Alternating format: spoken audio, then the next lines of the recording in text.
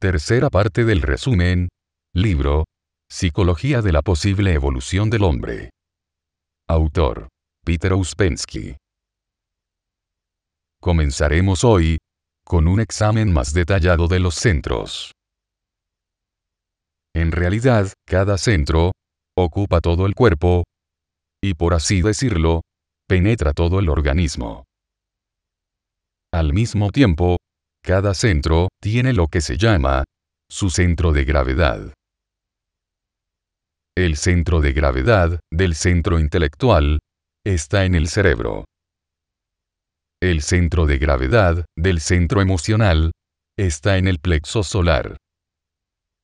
Los centros de gravedad de los centros motor e instintivo están en la médula espinal. Uno de los principios más importantes que se debe comprender en relación con los centros es la gran diferencia en sus velocidades. Es decir, una diferencia en las velocidades de sus funciones. El más lento es el centro intelectual. Luego, aunque mucho más rápidos, vienen los centros motor e instintivo, que tienen más o menos la misma velocidad. Por ejemplo, un hombre toma una copa de brandy, e inmediatamente, en menos de un segundo, experimenta muchos nuevos sentimientos y sensaciones. Un sentimiento de cordialidad, de relajación, de alivio, de paz, de contento, de bienestar. O por el contrario, cólera, irritación, etc. Lo que siente puede ser diferente en casos distintos, pero lo que no cambia es que el cuerpo responde al estimulante muy rápidamente, casi de inmediato. Si un hombre está muy sediento o muy hambriento, un vaso de agua o un pedazo de pan producirán el mismo rápido efecto. Se supone que cada centro está dividido en dos partes: positiva y negativa. Esta división es particularmente clara en el centro intelectual y en el centro instintivo. Todo el trabajo del centro intelectual está dividido en dos partes: afirmación y negación. Sí y no. En cada momento de nuestro pensar, uno de los dos prevalece sobre el otro. O, en momentos de igual fuerza, llegan a la indecisión. Las sensaciones agradables de sabor, olor, tacto, temperatura, calor, frescura, todas indican condiciones que son beneficiosas para la vida.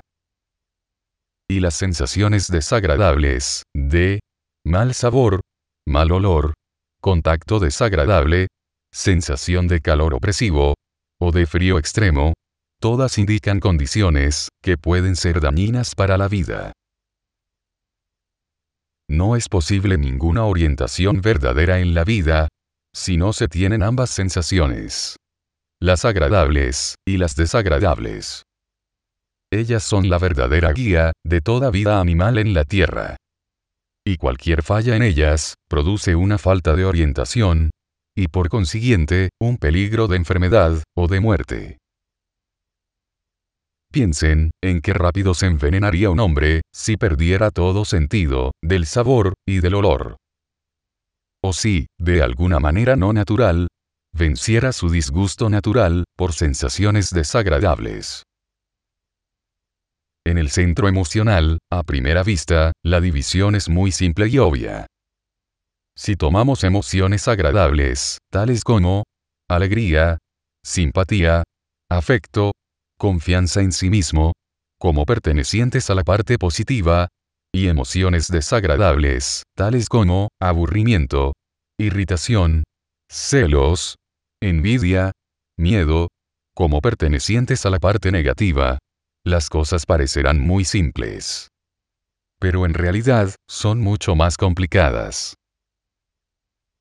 Las emociones positivas son emociones que no pueden llegar a ser negativas. Pero todas nuestras emociones agradables, tales como alegría, simpatía, afecto, confianza en sí mismo, pueden en cualquier momento convertirse en aburrimiento, irritación, envidia, miedo, etc. El amor se puede convertir en celos, o miedo a perder lo que uno ama, o en cólera u odio. La esperanza puede convertirse en el sueño y en la expectativa de quimeras. Y la fe puede convertirse en superstición y en una débil aceptación de un reconfortante disparate. Hasta una emoción puramente intelectual, como el deseo de conocimiento, o una emoción estética, como un sentimiento de belleza o armonía, si se llega a mezclar con identificación, se une de inmediato con emociones de orden negativo, tales como el orgullo, la vanidad, el egoísmo, la presunción, etc. En la práctica, no tenemos emociones negativas que existan sin imaginación ni identificación. Además de las muchas y variadas clases de sufrimientos físicos que pertenecen al centro instintivo, el hombre tiene muchas clases de sufrimientos mentales que pertenecen al centro emocional. Penas, agravios, temores, aprensiones, etc., que no se pueden evitar, y que están tan íntimamente ligados a la vida del hombre, como la enfermedad, el dolor, y la muerte. Estos sufrimientos mentales son muy diferentes de las emociones negativas, que están basadas en la imaginación y en la identificación. Estas emociones son un fenómeno terrible. Ocupan un enorme lugar en nuestra vida. Se puede decir de mucha gente que todas sus vidas están reguladas y controladas, y al final, arruinadas, por emociones negativas. Las emociones negativas no desempeñan ningún papel útil en nuestras vidas. No nos sirven de orientación, no nos dan ningún conocimiento, no nos guían de una manera sensible. Por el contrario, malogran todos nuestros placeres, hacen de la vida una carga para nosotros, e impiden muy efectivamente nuestro posible desarrollo, porque no hay nada más mecánico en nuestra vida que las emociones negativas. Las emociones negativas dependen de la identificación. Si en un caso particular se destruye la identificación, ellas desaparecen. En realidad, las emociones negativas no contienen otra cosa que debilidad. Y muy a menudo, el comienzo de la histeria, de la locura, o del crimen. El hombre debe sacrificar su sufrimiento. ¿Qué podría ser más fácil de sacrificar?, dirá todo el mundo. Pero en realidad, la gente sacrificaría cualquier cosa antes que sus emociones negativas. No hay placer ni satisfacción que el hombre no estaría dispuesto a sacrificar, incluso por razones muy triviales, pero nunca sacrificaría su sufrimiento. Además de esto, muchas personas no tienen otra cosa más que emociones negativas. Todos sus yoes son negativos. Si se les quitara las emociones negativas, simplemente colapsarían y se volverían humo. Si las emociones negativas son artificiales, anormales e inútiles, ¿cuál es su origen? Como no conocemos el origen del hombre, no podemos discutir esta cuestión, y solo podemos hablar de las emociones negativas y de su origen en relación con nosotros mismos y con nuestras vidas. Por ejemplo, al mirar a los niños, podemos ver cómo se les enseña emociones negativas y cómo las aprenden ellos por sí mismos, a través de la imitación a los adultos y a los otros niños. Si desde temprana edad se pusiera a un niño entre gente que no tiene emociones negativas, probablemente él tampoco las tendría. Pero en la vida real, las cosas suceden muy diferentemente. Con la ayuda de todos los ejemplos que puede ver y oír, con la ayuda de la lectura, del cine, etc., un niño de alrededor de 10 años ya conoce toda la gama de emociones negativas y puede imaginarlas, reproducirlas e identificarse con ellas, también como cualquier adulto. En los adultos, las emociones negativas están apoyadas por la constante justificación y glorificación que de ellas hacen la literatura y el arte, y por la autojustificación y autoindulgencia personal. En realidad, tenemos mucho más poder de lo que creemos sobre las emociones negativas. Pero les encontramos demasiadas disculpas, y nadamos en las aguas de la autocompasión y del egoísmo. Según sea el caso, encontrando culpa en todo, excepto en nosotros mismos. Así que, no podemos decir que nuestro centro emocional está dividido en dos partes, positiva y negativa. Solo podemos decir que tenemos emociones agradables y emociones desagradables. Y que todas aquellas que no son negativas en un momento dado, se pueden tornar emociones negativas, a la menor provocación, y hasta sin ninguna provocación. En nuestra estructura psicológica, no hay nada que corresponda a la idea del complejo. En la psiquiatría del siglo XIX, lo que ahora se llama un complejo, era llamado una idea fija. Y las ideas fijas eran consideradas signos de locura. Y esto sigue siendo correcto. El hombre normal no puede tener ideas fijas, complejos o fijaciones. Es útil recordarlo, para el caso de que alguien trate de encontrar complejos en ustedes. Ya tenemos demasiados malos rasgos como somos, y nuestras probabilidades son muy pequeñas, aún sin los complejos. Bajo las condiciones de la vida moderna, tenemos más control sobre nuestros pensamientos. Y en relación con esto, existe un método especial que nos permite trabajar en el desarrollo de nuestra conciencia, usando el instrumento que mejor obedece a nuestra voluntad. Es decir, nuestra mente, o nuestro centro intelectual. Hay muchos grados de conciencia, y cada mayor grado de conciencia significa conciencia en relación con un grado menor. Pero, si no tenemos control sobre la misma conciencia, sí, tenemos cierto control sobre nuestro pensar en la conciencia.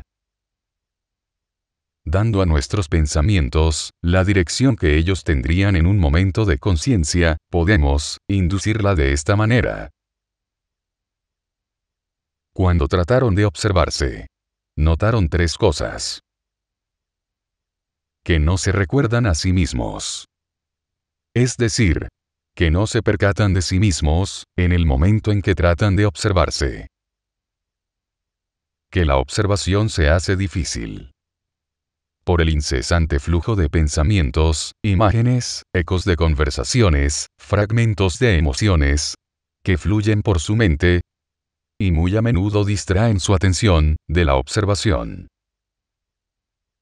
Que, desde el momento en que comienzan a observarse, algo en ustedes desata la imaginación, y que la observación de uno mismo, si realmente la tratan, es una lucha constante contra la imaginación. Ahora bien, este es el punto principal en el trabajo sobre sí mismo. Si uno se da cuenta de que todas las dificultades en el trabajo dependen del hecho de que uno no puede recordarse a sí mismo, uno ya sabe lo que tiene que hacer. Uno debe tratar de recordarse a sí mismo. Para hacer esto, se debe luchar contra los pensamientos mecánicos, y se debe luchar contra la imaginación. Si uno hace esto en forma concienzuda y persistente, verá los resultados en un tiempo relativamente corto. El recuerdo de sí, como se le llama, es muy difícil de aprender a practicar. no debe estar basado en la expectativa de resultados. De lo contrario, uno se puede identificar con sus esfuerzos. Debe basarse en el darse cuenta de que no nos recordamos a nosotros mismos, pero que al mismo tiempo, podemos recordarnos a nosotros mismos, si lo tratamos con suficiente persistencia, y de manera apropiada. No podemos llegar a ser conscientes a voluntad, en el momento en que lo queramos, porque no tenemos dominio sobre nuestros estados de conciencia. Pero, podemos recordarnos a nosotros mismos, por un corto periodo, a voluntad, porque tenemos cierto dominio sobre nuestros pensamientos. Si comenzamos recordándonos a nosotros mismos, mediante una construcción especial de nuestros pensamientos, es decir, dándonos cuenta de que no nos recordamos a nosotros mismos, de que nadie se recuerda a sí mismo, y dándonos cuenta de todo lo que esto significa, esto nos llevará a la conciencia. Ustedes deben recordar que hemos encontrado el punto débil en el muro de nuestra mecanicidad. Más adelante aprenderán que la práctica del recuerdo de sí, conectada con la observación de sí, y con la lucha contra la imaginación, no solo tiene un significado psicológico, sino que también cambia la parte más sutil de nuestro metabolismo y produce efectos químicos, o quizás sea mejor decir, alquímicos, en nuestro cuerpo. De esta manera, partiendo de la psicología, hemos llegado a la alquimia. Es decir, a la idea de la transformación de los elementos groseros en otros más finos. Quinta conferencia. Hay dos lados del hombre que deben ser desarrollados. Estos dos lados del hombre, o estas dos líneas de posible desarrollo, son el saber y el ser. Uno de los rasgos más característicos del estado actual del hombre es que no se conoce a sí mismo. La gente comprende la idea de diferentes niveles de saber, la idea de la relatividad del saber, y la necesidad de un saber totalmente nuevo. Lo que en la mayoría de los casos la gente no comprende es la idea de que el ser está completamente separado del saber. Y más aún, la idea de la relatividad del ser, la posibilidad de diferentes niveles del ser, y la necesidad del desarrollo del ser, está separadamente del desarrollo del saber. Desde el punto de vista ordinario, una piedra, una planta, un animal, son, o existen, exactamente de la misma manera que un hombre es, o existe. En realidad, existen de manera totalmente diferente. No hay tal cosa como el ser de un hombre. Por cuanto, hay demasiadas diferencias entre los hombres. Ya he explicado que desde el punto de vista de la enseñanza que estamos estudiando, el concepto de hombre está dividido en 7 conceptos. El hombre número 1, el hombre número 2, el hombre número 3, el hombre número 4, el hombre número 5, el hombre número 6 y el hombre número 7. Esto quiere decir 7 grados o categorías de ser. En el pensamiento moderno, se ignora la idea del ser y de diferentes niveles de ser. Por el contrario, se cree que, cuantas más discrepancias y contradicciones haya en el ser de un hombre, tanto más interesante y brillante puede ser. En general se admite, aunque tácitamente, y algunas veces ni siquiera tácitamente, que un hombre pueda ser, dado a la mentira, ser egoísta, indigno de confianza, irrazonable, pervertido, y sin embargo ser un gran sabio, o un gran filósofo, o un gran artista. Naturalmente, esto es totalmente imposible. Esta incompatibilidad de diferentes rasgos en un ser que por lo general es considerado como originalidad, en realidad solo significa debilidad. La difundida y aceptada idea de que la inconsistencia y la falta de moralidad significan originalidad, es responsable de muchas de las imposturas científicas, artísticas y religiosas de nuestros tiempos, y probablemente de todos los tiempos. Si el saber crece más que el ser, o el ser crece más que el saber, el resultado es siempre un desarrollo unilateral. Y un desarrollo unilateral no puede ir lejos. Cuando el saber ha crecido más que el ser, el resultado toma la forma de una dogmatización de ciertas ideas, y la consecuente imposibilidad de un mayor desarrollo del conocimiento, debido a la pérdida de comprensión. ¿Qué es comprender? Siempre han confundido comprender con saber o tener información. Pero, saber y comprender son dos cosas totalmente distintas. Para comprender una cosa, se deben ver sus conexiones con algún objeto mayor, o con un conjunto mayor, y las posibles consecuencias de esta conexión. Comprender siempre es la comprensión de un problema más pequeño, en relación con un problema mayor.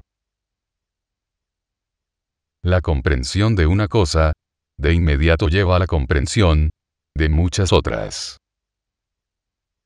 Con frecuencia hasta se cree que comprender significa encontrar un nombre, una palabra, un título, o una etiqueta, para un fenómeno nuevo o inesperado. Encontrar o inventar palabras para cosas incomprensibles no tiene nada que ver con la comprensión. Por supuesto, que dos personas que no tienen un lenguaje común no se van a comprender uno al otro.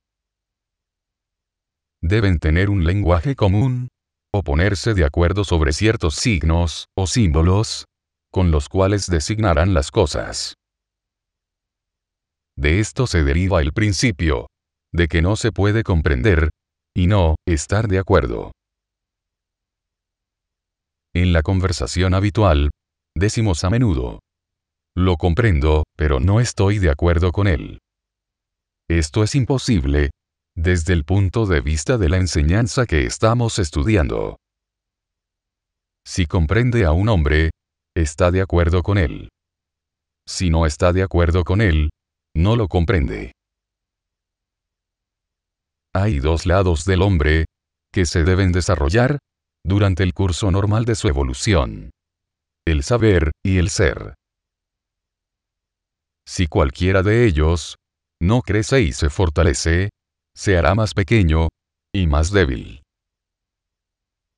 La comprensión puede ser comparada a una media aritmética entre el saber y el ser.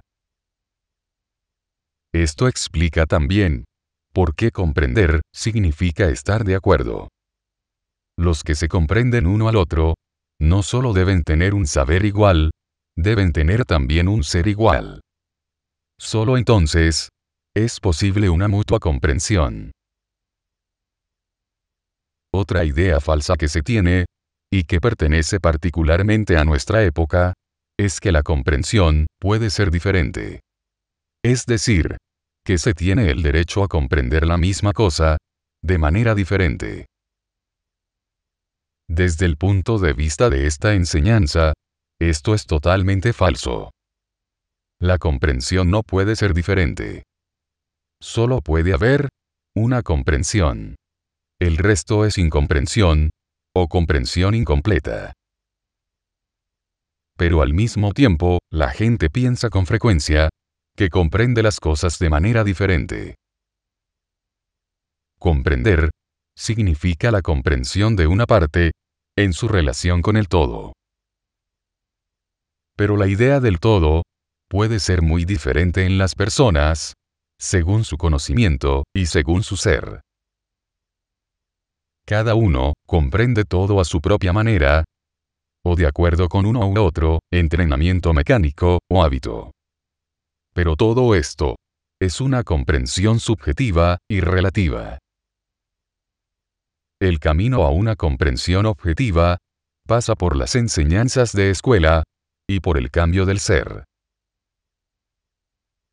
Desde este punto de vista, toda la vida se considera como dividida en dos círculos concéntricos: el círculo interior y el círculo exterior de la humanidad. Al círculo interior pertenecen los hombres número 5, 6 y 7. Al círculo exterior, los hombres número 1, 2 y 3. Los hombres número 4 están en el umbral del círculo interior, o entre los dos círculos. A su vez, el círculo interior está dividido en tres círculos concéntricos. El más interno, al que pertenecen los hombres número 7, el intermedio, al que pertenecen los hombres número 6, y el más externo de los círculos interiores, al que pertenecen los hombres número 5. El círculo exterior en el cual vivimos tiene varios nombres, los que designan sus diferentes rasgos. Es llamado el círculo mecánico, porque en él todo sucede, todo es mecánico. Y la gente que vive allí son máquinas. Es llamado también el círculo de la confusión de las lenguas, porque todas las personas que viven en él hablan en diferentes lenguas y nunca se comprenden unos a otros. Hemos llegado a una definición muy interesante de la comprensión. Es algo que pertenece al círculo interior de la humanidad y no nos pertenece en absoluto. Si los hombres en el círculo exterior se dan cuenta de que no se comprenden unos a otros, y si sienten la necesidad de comprensión, deben tratar de penetrar en el círculo interior. Cada uno de los tres círculos interiores tiene su lenguaje propio. Nosotros estamos estudiando el lenguaje del más externo de los círculos interiores. Si encontramos que con el estudio de la enseñanza podemos comprendernos a nosotros mismos y a los demás, o por ejemplo, a ciertos libros, o ciertas ideas mejor que lo que podíamos comprenderlas antes, y especialmente si encontramos hechos definidos que nos muestran que esta nueva comprensión se está desarrollando, esto sería, si no una prueba, por lo menos una señal de la posibilidad de una prueba. Debemos recordar que, exactamente como nuestra conciencia, nuestra comprensión no siempre se encuentra en el mismo nivel. Siempre se está moviendo, arriba y abajo. Esto quiere decir que en un momento comprendemos más, y en otro, comprendemos menos. Si notamos estas diferencias de comprensión en nosotros mismos, seremos capaces de darnos cuenta de que hay una posibilidad, primero, de mantenernos en estos altos niveles de comprensión, y segundo, de que podemos superarlos. Sin embargo, el estudio teórico no es suficiente. Ustedes deben trabajar sobre su ser, y en el cambio de su ser. Si formulan su propósito, desde el punto de vista de que quieren comprender a los demás, deben recordar un principio muy importante de las escuelas. Solo se puede comprender a los demás, tanto como uno se comprende a sí mismo, y solo al nivel del propio ser. Esto quiere decir que pueden juzgar el saber de otras personas, pero no pueden juzgar su ser. Solo pueden ver en ellas, tanto como tienen en sí mismos. Pero la gente siempre comete el error de creer que puede juzgar a los demás. Ahora, debemos regresar al estudio de los centros, y al estudio de la atención y del recuerdo de sí, porque estos son los únicos caminos a la comprensión. El centro intelectual está dividido en dos partes, positiva y negativa. Cada una de estas dos partes está dividida a su vez en otras tres.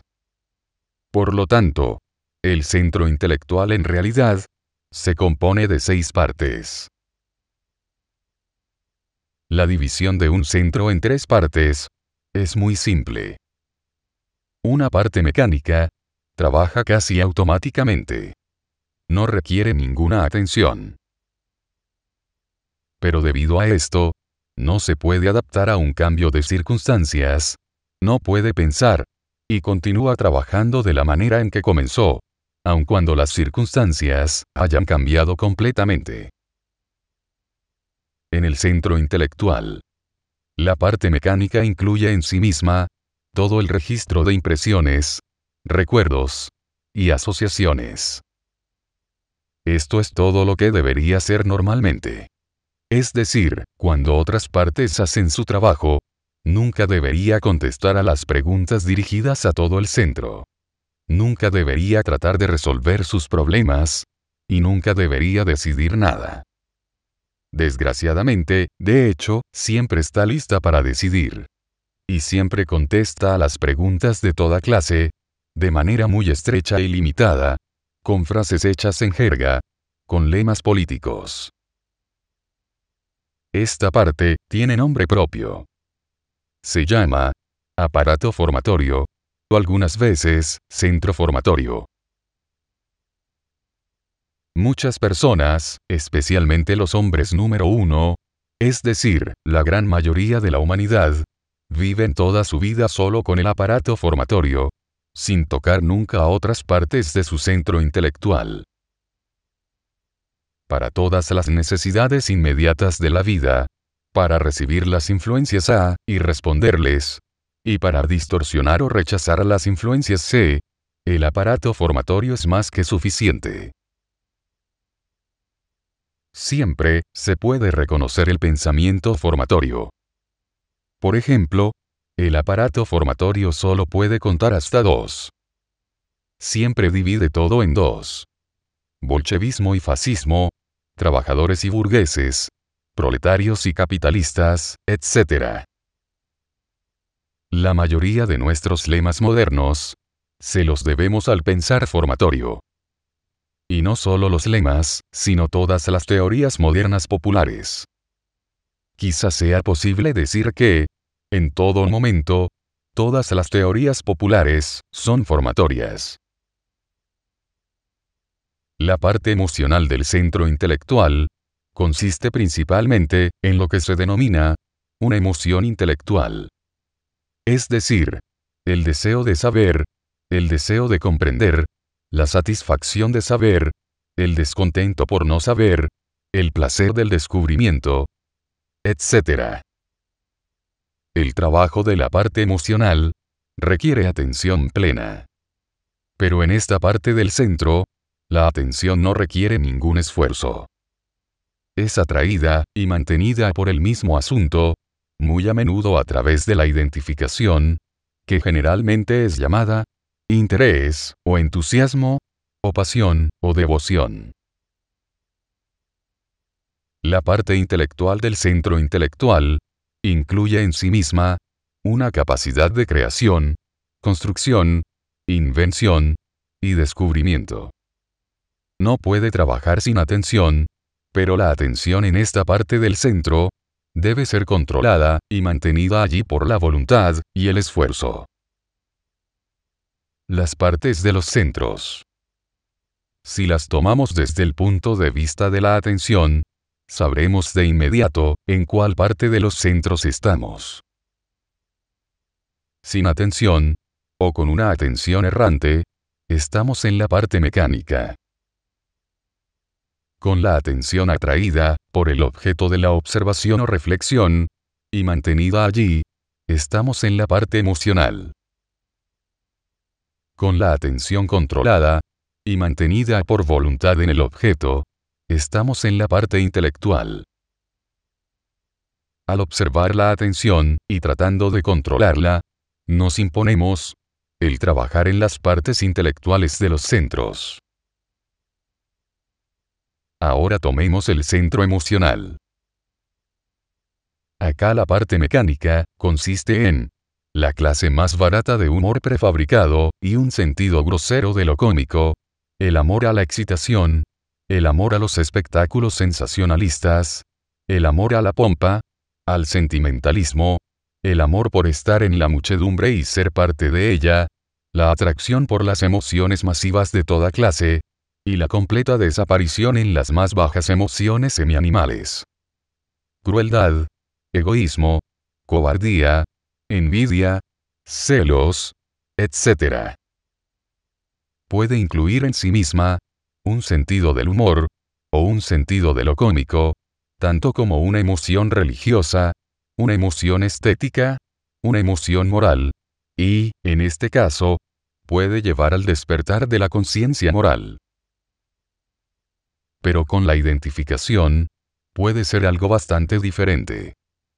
Puede ser muy irónica, sarcástica, burlona, cruel, obstinada, mala, y celosa, solo que de manera menos primitiva que la parte mecánica. La parte intelectual del centro emocional, con la ayuda de las partes intelectuales de los centros motor e instintivo, incluye en sí misma el poder de creación artística. En aquellos casos, en que las partes intelectuales de los centros motor e instintivo, que son necesarias para la manifestación de la facultad creativa, no estén lo suficientemente educadas, o no les correspondan en su desarrollo, se pueden manifestar en sueños. Eso explica los bellos y artísticos sueños de personas, que por lo demás, no son nada artísticas. La parte intelectual del centro emocional es también el asiento principal del centro magnético. Lo que quiero decir es que, si el centro magnético existe solo en el centro intelectual, o en la parte emocional del centro emocional, no puede ser lo suficientemente fuerte para ser efectivo, y siempre está expuesto a cometer errores, o a fallar. Pero la parte intelectual del centro emocional, cuando está totalmente desarrollada, y trabaja con todo su poder, es un camino hacia los centros superiores. Ahora el trabajo del centro motor.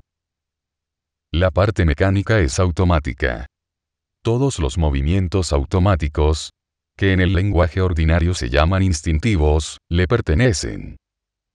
Así como la imitación, y la capacidad para la imitación, que desempeña un papel tan grande en la vida. La parte emocional del centro motor está conectada principalmente con el placer del movimiento. La parte intelectual del centro motor es un instrumento muy importante y muy interesante. Todo el que alguna vez haya hecho bien cualquier tipo de trabajo físico, cualquiera que sea este, sabe que cada tipo de trabajo necesita muchas invenciones. Uno tiene que inventar sus propios pequeños métodos para todo lo que uno hace. Estas invenciones son el trabajo de la parte intelectual del centro motor. Y muchas otras invenciones del hombre también necesitan el trabajo de la parte intelectual del centro motor. Ahora el trabajo del centro instintivo. La parte intelectual del centro instintivo es la mente detrás de todo el trabajo del organismo. Una mente bastante diferente de la mente intelectual. El estudio de las partes de los centros y de sus funciones especiales requiere cierto grado de recuerdo de sí.